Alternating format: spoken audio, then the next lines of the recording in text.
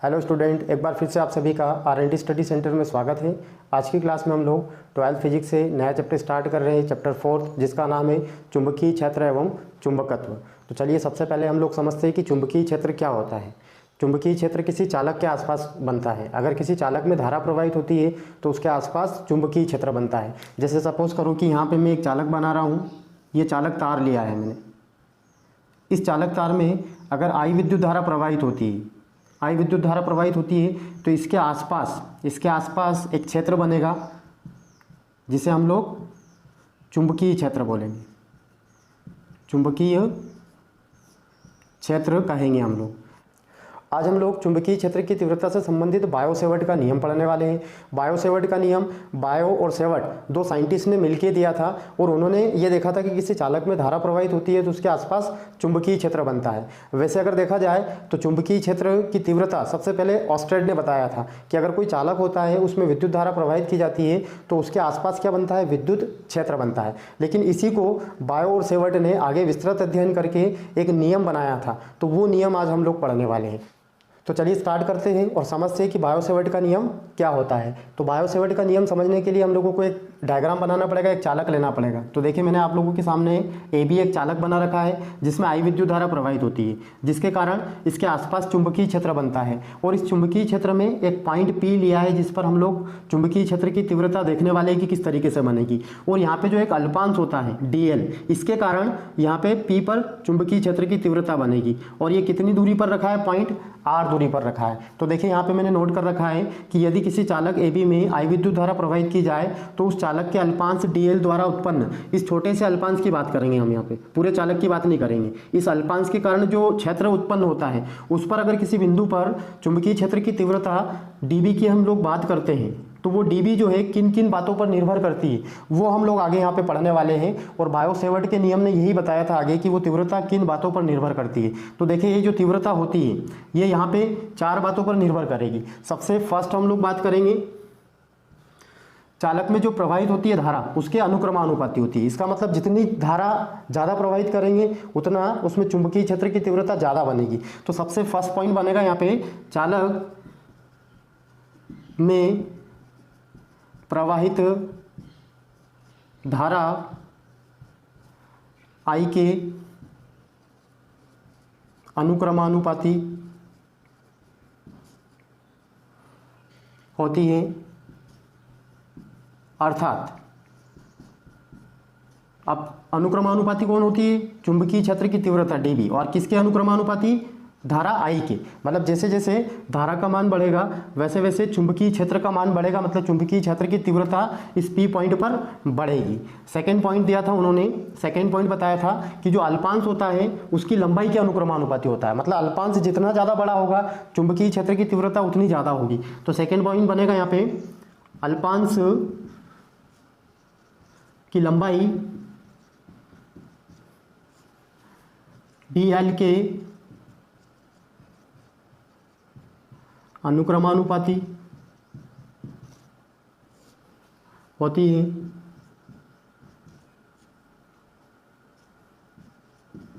अर्थात डीबी किसके अनुक्रमानुपाती होती है, डीएल के। मतलब जो अल्पांश होता है उसकी लंबाई के अनुक्रमानुपाती होती है, या जैसे जैसे अल्पांश की लंबाई बढ़ती है वैसे वैसे इस चुंबकीय क्षेत्र में इस पॉइंट पी पर चुंबकीय क्षेत्र की तीव्रता बढ़ती है। उन्होंने तीसरी बात बताई थी कि अल्पांश की लंबाई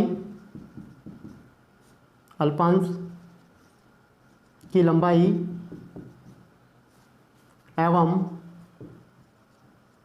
अल्पांश को बिंदु P से मिलाने वाली रेखा के बीच बनने वाले कोण की ज्या, जिसे हम लोग साइन बोलते हैं, के अनुक्रमानुपाती होती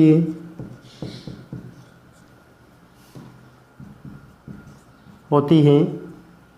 अर्थात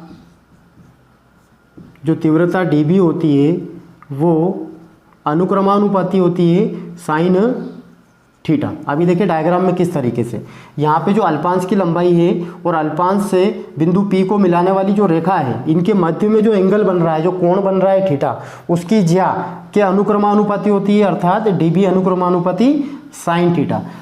चौथी बात बताई थी उन्होंने, अल्पांश व बिंदु P के बीच की दूरी के वर्ग के व्युत्क्रमानुपाती होती है, अर्थात जो चुंबकीय क्षेत्र की तीव्रता dB होती है वो अनुक्रमानुपाती होती है 1/में r²। देखें यहाँ पे डायग्राम में अल्पांश से बिंदु P के बीच की दूरी क्या है, r है, तो इसके वर्ग के व्युत्क्रमानुपाती होता है, इसका मतलब 1/में r² आएगा।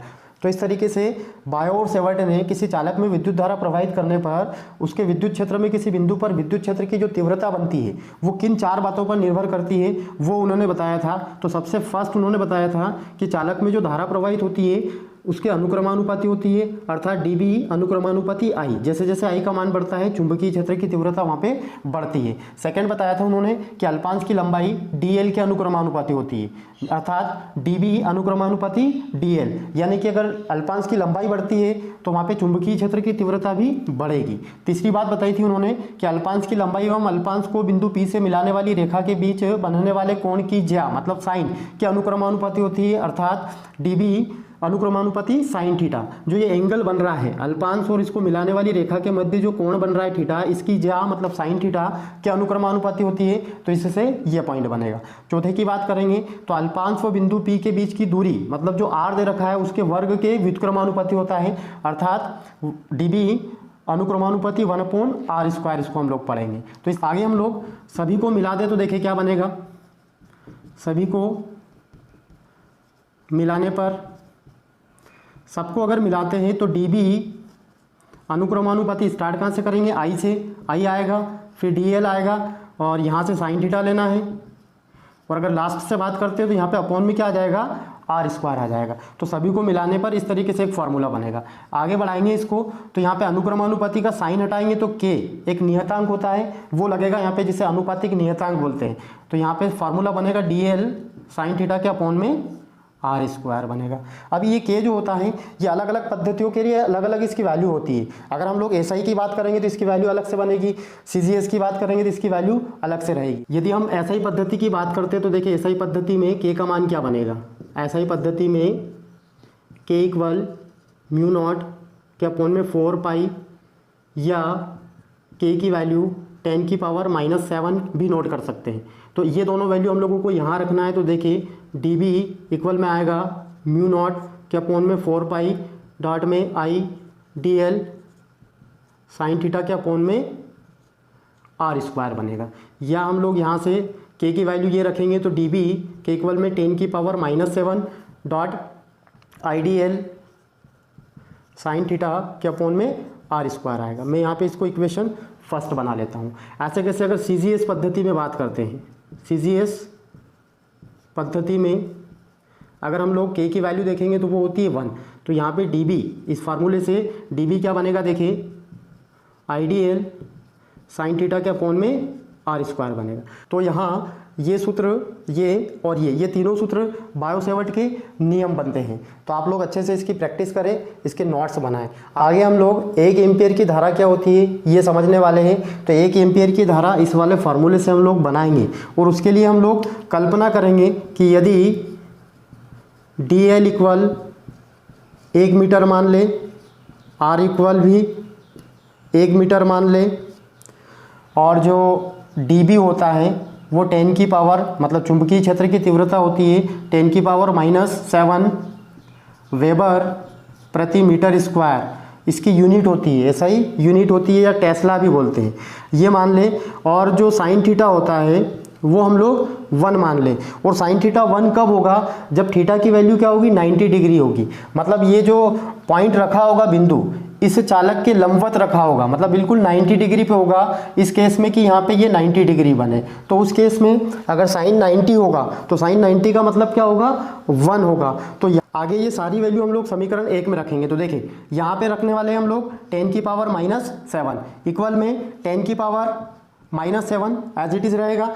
आई की वैल्यू एज इट इज़ रखना है। डी एल की वैल्यू हम लोगों ने 1 मानी है। साइन थीटा की वैल्यू भी हम लोगों ने 1 मानी है। क्या अपॉन में आएगा 1 का स्क्वायर, आर स्क्वायर, मतलब आर की वैल्यू क्या मानी है हम लोगों ने 1, तो 1 का स्क्वायर आएगा। इसको अगर हम सॉल्व करेंगे तो यहाँ पे आई इक्वल क्या मिलने वाला है हमको, आई इक्वल मिलने वाला है यहाँ पे 1। सारा कैंसिल आउट होने के बाद आई इक्वल हम लोगों को मिलेगा 1, जिसे हम बोलेंगे एम्पियर धारा। क्या बोलेंगे, एम्पियर की धारा। देखिए आगे 1 एम्पियर की धारा की परिभाषा क्या बनेगी वो हम लोगों को कभी भी याद नहीं करना है, हम लोगों को यहाँ से बनाना है। अब कैसे बनेगी वो आप लोग अभी समझे। अतः 1 एम्पियर की धारा वह धारा होती है जो किसी चालक के 1 मीटर त्रिज्या के 1 मीटर लंबाई के अल्पांश में प्रवाहित करने पर उसके केंद्र पर 10 की पावर -7 वेबर प्रति मीटर स्क्वायर का चुंबकीय क्षेत्र उत्पन्न कर दे, तो उस धारा को हम लोग 1 एम्पियर धारा कहते हैं। तो अगला टॉपिक हम पढ़ेंगे धारावाही वृत्तीय कुंडली के केंद्र पर चुंबकीय क्षेत्र की तीव्रता क्या होती है। तो देखिए मैंने यहाँ पे एक धारावाही वृत्तीय कुंडली बना रखी है। ये पहले एक चालक तार था जिसको हम लोगों ने कुंडली के रूप में मोड़ा है। तो इसका केंद्र क्या है, O है, और त्रिज्या R है, और इसमें प्रवाहित धारा कौन है, आई है। अभी इसके केंद्र पर अगर चुंबकीय क्षेत्र की तीव्रता निकालना है तो इसके लिए इस कुंडली की परिधि को हम छोटे छोटे अल्पांश में विभक्त करेंगे और उन सबके लिए चुंबकीय क्षेत्र की तीव्रता निकालेंगे और फिर सबको जोड़ देते हैं, तो वो धारावाही वृत्तीय कुंडली के कारण इसके केंद्र पर चुंबकीय क्षेत्र की तीव्रता बनेगी। यहाँ हम लोग जो डायग्राम में सारी चीज़ें बनी है वो मैंने यहाँ पे नोट कर रखी है। तो देखिए हम लोग इसको अच्छे से समझ लेते हैं और आप लोगों को कभी भी ये याद नहीं करना है, डायग्राम से नोट करना है। तो देखिए माना ए बी एक चालक तार है, मतलब ये पहले चालक तार था जिसे कुंडली में मोड़ा गया है, तो जिसे वृत्तीय कुंडली के रूप में मोड़ा गया है, जिसका केंद्र O व त्रिज्या R है। ये इसका केंद्र है और ये त्रिज्या R है। इसमें प्रवाहित धारा I है। कुंडली के केंद्र O पर चुंबकीय क्षेत्र की तीव्रता हम लोगों को ज्ञात करनी है। इसके लिए कुंडली को अनेक अल्पांश में विभक्त कर सकते हैं और हम लोगों ने यहाँ पे एक अल्पांश लिया, हम लोग एक अल्पांश से निकालेंगे और उसका इंटीग्रेशन करेंगे, तो वो पूरे कुंडली पे जितने भी अल्पांश बनेंगे उनके कारण चुंबकीय क्षेत्र की तीव्रता बनेगी। तो माना dl लंबाई का एक अल्पांश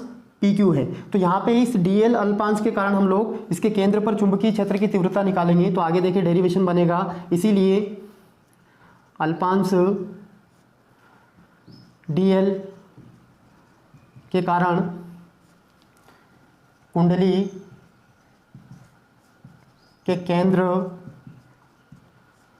पर चुंबकीय क्षेत्र की तीव्रता। और यहाँ पे हम लोगों को बायो सेवर्ट के नियम का यूज़ करना है। एसआई पद्धति में जो फॉर्मूला हम लोगों ने अभी बनाया था, dB इक्वल में म्यू नॉट के अपॉन में 4 Pie dot IDL sine theta के अपॉन में क्या आएगा, R स्क्वायर आएगा। ये अभी हम लोगों ने बायो सेवर्ट के नियम में एसआई पद्धति में फॉर्मूला हम लोगों ने बनाया था। यहाँ हम लोग साइन थीटा जो है, थीटा की वैल्यू हम लोग 90 रखने वाले हैं। क्यों रखने वाले हैं, देखिए आप लोग जब किसी वृत्त में उसके केंद्र से परिधि के किसी बिंदु को मिलाते हैं तो वहाँ पे जो एंगल बनता है वो हमेशा क्या बनता है, 90 डिग्री बनता है। तो यहाँ पे हम लोग अगर थीटा की बात करें तो वो क्या है, 90 डिग्री है। तो यहाँ से साइन थीटा यानी कि साइन 90 वो क्या बनेगा, टेबल से सारणी से 1 बनेगा। ये 1 कहाँ रखना है, इस फॉर्मूले में रखना है। तो dB इक्वल में आएगा म्यू नॉट 4 पाई IDL के अपॉन में R स्क्वायर बनेगा। ये अभी हम लोगों ने एक अल्पांश के कारण निकाला। अब हम बात करेंगे पूरी वृत्ताकार कुंडली के कारण उसके केंद्र पर चुंबकीय क्षेत्र की तीव्रता क्या बनेगी। तो देखिए आगे हम लोग नोट करेंगे धारावाही वृत्तीय कुंडली के कारण केंद्र O पर चुंबकीय क्षेत्र की तीव्रता।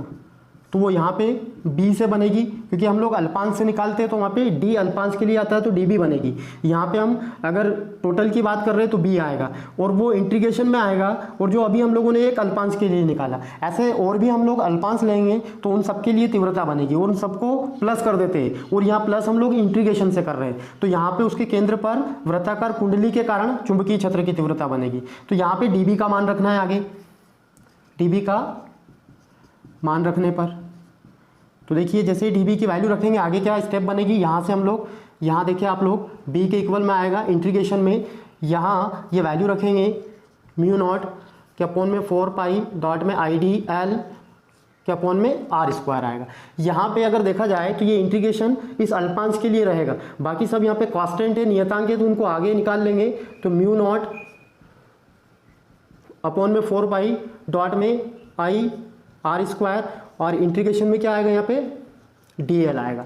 अभी ये जो dl होता है इंटीग्रेशन की वजह से यहाँ हम ये मानेंगे कि यहाँ पे इस परिधि पर ऐसे बहुत सारे अल्पांश लेंगे, यहाँ से स्टार्ट करते हुए अनेक अल्पांश लेंगे और पूरी क्या बनेगी, एक कुंडली बन जाएगी, मतलब पूरा एक राउंड बन जाएगा, जिसे हम लोग बोलेंगे वृत्त की परिधि। और वृत्त की परिधि का फॉर्मूला होता है 2 पाई r। तो ये एक्चुअली में यहाँ पे अगर देखा जाए तो ये वृत्त की परिधि बन रही है, यहाँ पे वृत्त की परिधि, या कहे कि वृत्ताकार कुंडली जो है उसकी परिधि बन रही है। तो यहाँ पे हम लोग अगर इंटीग्रेशन में dl की वैल्यू निकालते हैं तो 2 पाई r बनेगी, क्योंकि वृत्त की परिधि का फॉर्मूला होता है 2 पाई r। ये वाली वैल्यू हम लोग यहाँ रखेंगे तो b इक्वल में आएगा म्यू नॉट 4 पाई डॉट में आई 2 पाई r और आर स्क्वायर अपॉन में आएगा। यहाँ एक r से एक r कैंसिल होगा तो यहाँ पे नीचे एक r बचेगा, तो b इक्वल में आएगा म्यू नॉट 4 पाई डॉट में ऊपर 2 पाई बचेगा, साथ में आई बचना है, और नीचे क्या बचेगा, एक आर बचेगा।